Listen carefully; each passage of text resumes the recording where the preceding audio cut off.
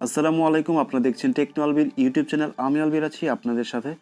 আজকের ভিডিওতে আমি আপনাদের সাথে শেয়ার করব ফেসবুকের খুবই গুরুত্বপূর্ণ একটি সেটিংস বা প্রবলেম, যার জন্য আপনারা আমাকে অনেকেই কমেন্ট করেছেন। সো বন্ধুরা, আজকের ভিডিওটি শেষ পর্যন্ত দেখলে আপনারা এই প্রবলেমটি সলভ করতে পারবেন। সো বন্ধুরা, আপনারা যারা এখন আমার চ্যানেলটি সাবস্ক্রাইব করেননি, আমার নতুন নতুন ভিডিও সবার আগে পাওয়ার জন্য এখনই আমার চ্যানেলটি সাবস্ক্রাইব করে অবশ্যই সাথে থাকা বেল আইকনটি প্রেস করে দিবেন। সো বন্ধুরা, চলুন ভিডিওটি শুরু করা যাক।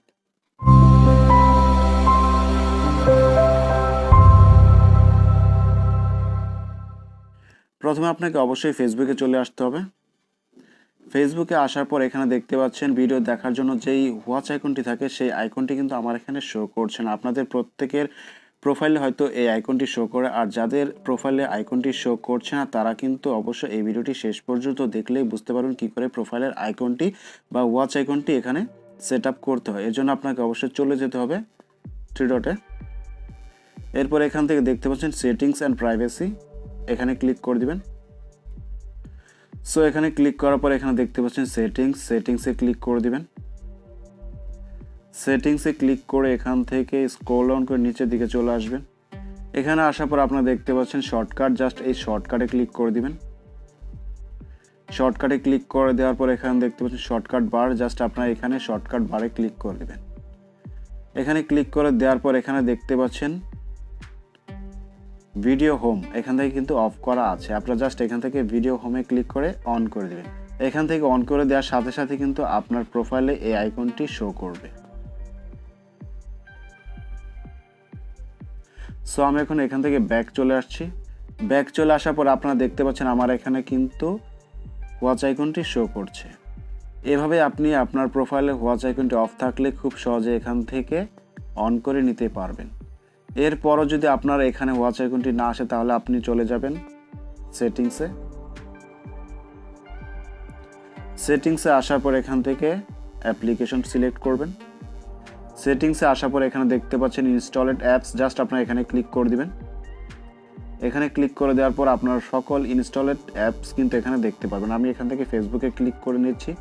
ফেসবুকে ক্লিক করার পর এখান থেকে আপনারা অবশ্যই স্টোরেজে ক্লিক করার পর এখানে দেখতে পাচ্ছেন ডাটা ক্লিয়ার। আমার ডাটা এখান থেকে আগের থেকে ক্লিয়ার করা ছিল, আমি আবার ডাটা ক্লিয়ার করে দিলাম। এখান থেকে ডাটা ক্লিয়ার করে দিবেন।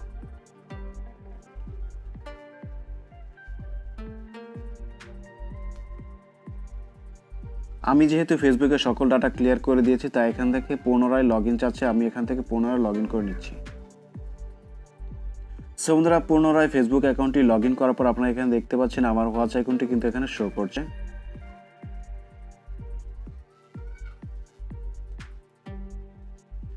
এভাবে কিন্তু আপনারা চাইলে খুব সহজে ফেসবুকের যে ওয়াচ আইকনটা আছে আপনারা এখান থেকে কিন্তু সেট আপ করে নিতে পারবেন।